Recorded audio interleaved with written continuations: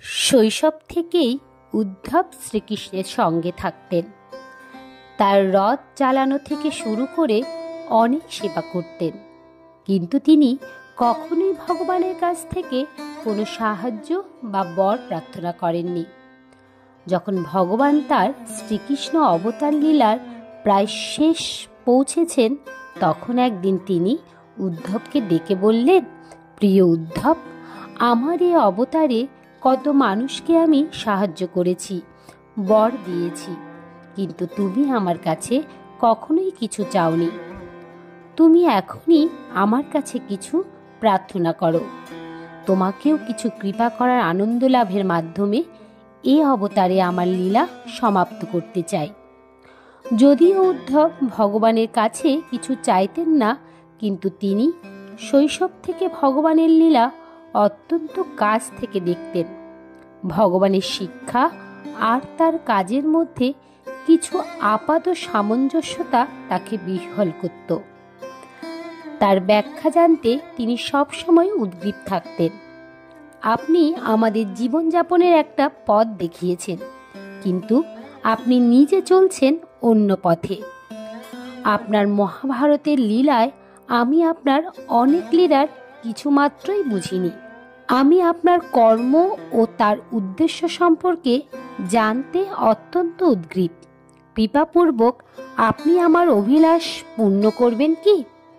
শ্রীকৃষ্ণ বললেন, মহাভারতে যা আমি অর্জুনকে বলেছিলাম তা ভগবদ গীতা নামে খ্যাত, আর আজ আমি তোমাকে যা বলবো তা উদ্ধব গীতা নামে খ্যাত হবে।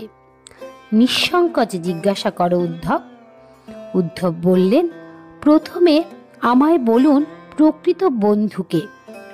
শ্রীকৃষ্ণ বললেন, প্রকৃত বন্ধু সেই যে বন্ধুর বিপদে সাহায্যের আহ্বানের অপেক্ষা না করেই বন্ধু সাহায্যে চলে আসে। উদ্ধব বললেন, আপনি তো পাণ্ডবদের প্রিয় বন্ধু ছিলেন। তারা আপনাকে আপাত বান্ধব মানে সব বিপদে পরিত্রাতা বলে বিশ্বাস করত। আপনি তো শুধু বর্তমান নয়, ভবিষ্যতও জানেন। আপনি সর্বশ্রেষ্ঠ জ্ঞানী। আপনি কি তাদের সাথে প্রকৃত বন্ধুর মতো আচরণ করেছেন? আপনি কেন ধর্মরাজের যুধিষ্ঠিরকে পাশা খেলা থেকে বিরত রাখলেন না?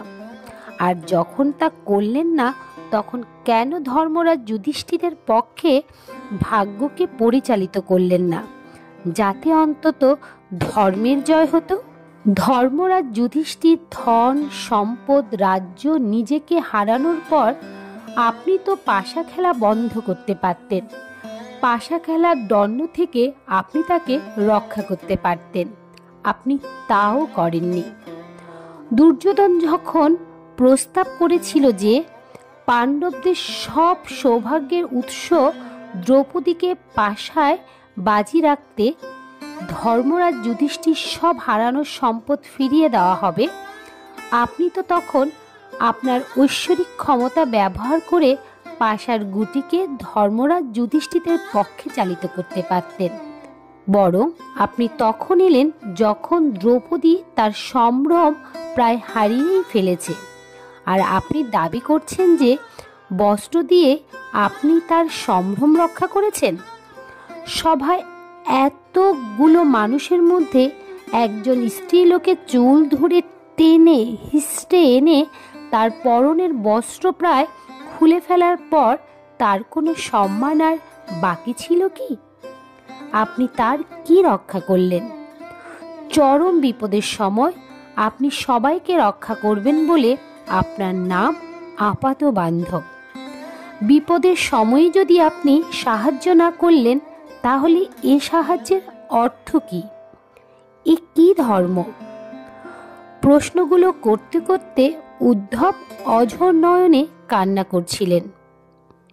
আসলে প্রশ্ন শুধু উদ্ধবের নয়, এ প্রশ্ন যারা মহাভারত পড়েছেন তাদের অনেকের মনেই এই প্রশ্নের উদয় হয়েছে। উদ্ধব অনেক আগেই ভগবানকে জিজ্ঞাসা করেছিলেন। তখন ভগবান শ্রীকৃষ্ণ হেসে বললেন, প্রিয় উদ্ধব, এ পৃথিবীর নিয়ম হলো শুধু তারাই জেতে যাদের বিবেক অর্থাৎ ভালো মন্দের পার্থক্যের বিচার বোধ আছে। যুধিষ্ঠিরের বিবেক কাজ করেনি, তখন দুর্যোধনের বিবেক কাজ করেছিল, তাই দুর্যোধনের জয় হয়েছিল। শ্রীকৃষ্ণের কথায় উদ্ধব আরও দ্বিধাগ্রস্ত হয়ে পড়লেন।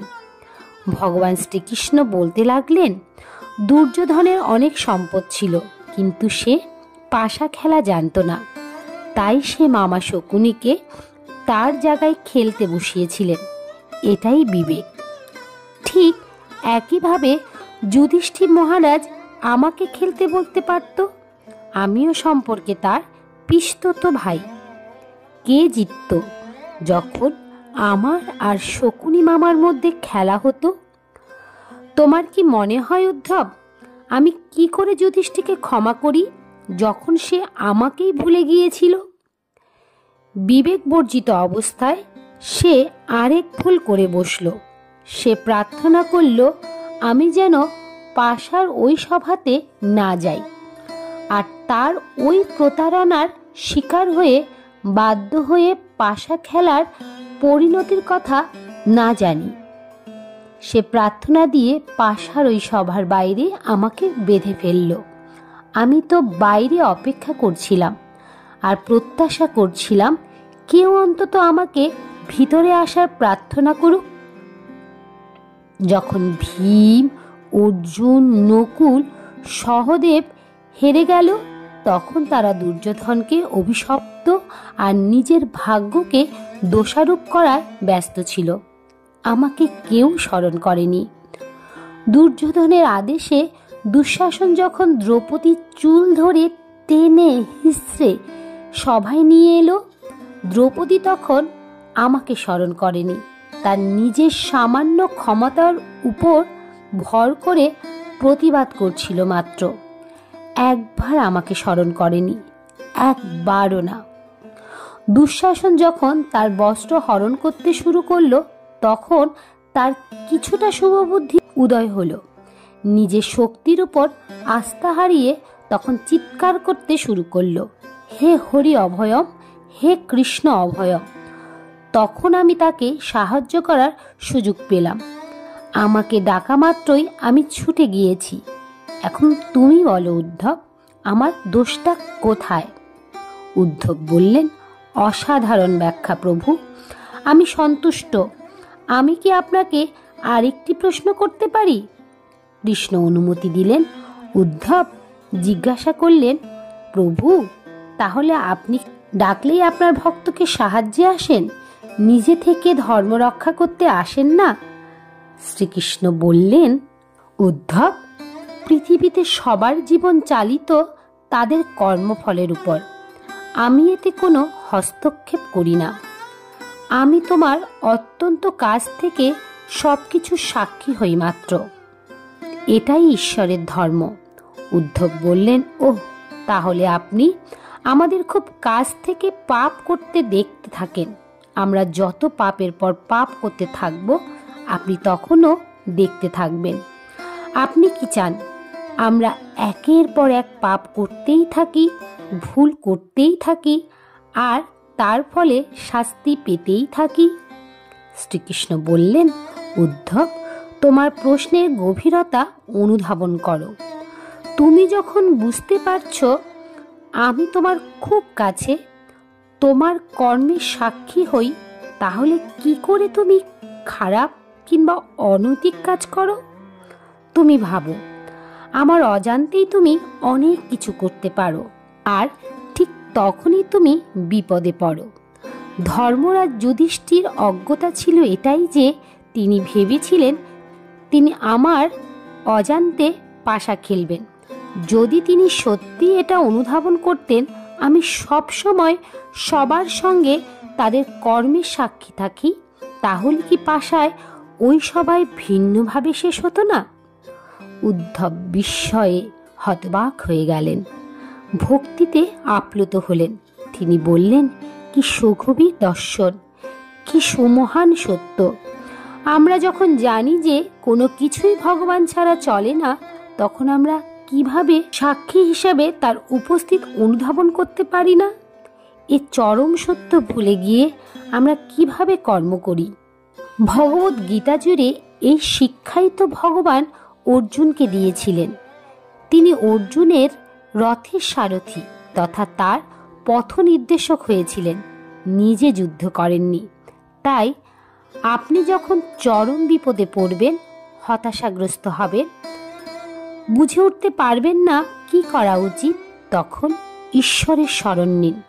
ঈশ্বরের স্মরণ করুন এইভাবে, হে ঈশ্বর, আপনি আমার জন্য সঠিক সিদ্ধান্ত বেছে দিন, কারণ আপনার সিদ্ধান্ত আমার জন্য সর্বোত্তম মঙ্গলদায়ক হবে।